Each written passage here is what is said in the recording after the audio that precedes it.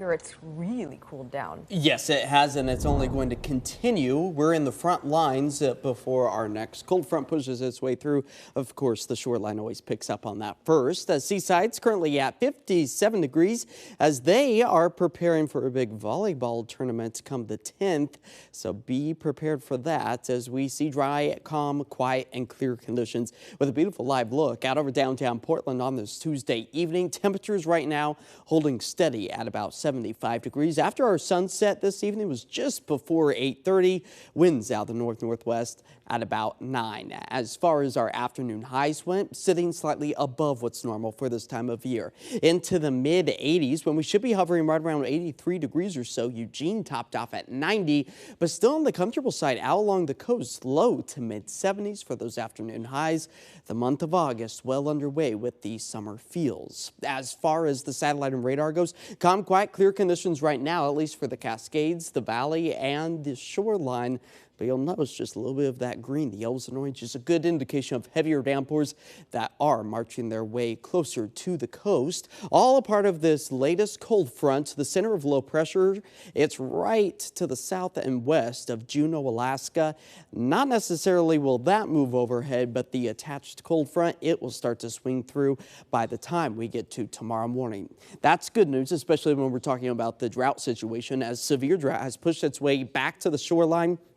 You'll notice, though, Portland was sitting in a bit of a donut hole of no drought, but now we have fallen back to the abnormally dry conditions. So we still need to see the return of some wet weather to reduce that drought threat and also our fire weather danger concerns, especially just east of the Columbia River Gorge. Places like Pendleton expected to see elevated, if not even higher levels over the next several days, especially as that cold front swings through and likely will start to kick up the winds. Those are downsloping winds that speed up, warm up, and they dry out. As this upper level low continues to push the jet stream further to the south near the surface, that cold front swings through.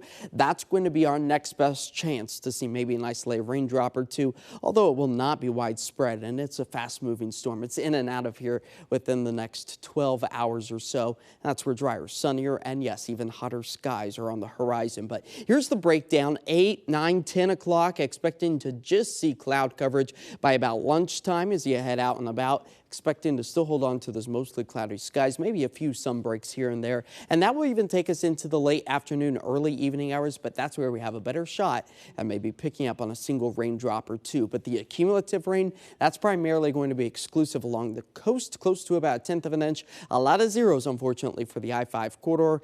We'd like to see enough moisture near the surface. That way the raindrops don't evaporate before they touch the surface. But for tonight, we will start to see those increasing clouds after about the midnight hour. Winds out the north-northwest at about 5 to 10 as we fall to the mid-60s. That cloud coverage acts a bit like a blanket, but then it'll do the opposite for us tomorrow afternoon, keeping us slightly cooler with an expected high of 82. Winds change direction out the west-northwest at about 5 to 10. 7-day forecast. Again, your one shot at the wet weather. That's going to fall on Wednesday. Sunnier skies return Thursday. That's where we get on our latest warming trend, back up into the upper 80s as early as Saturday.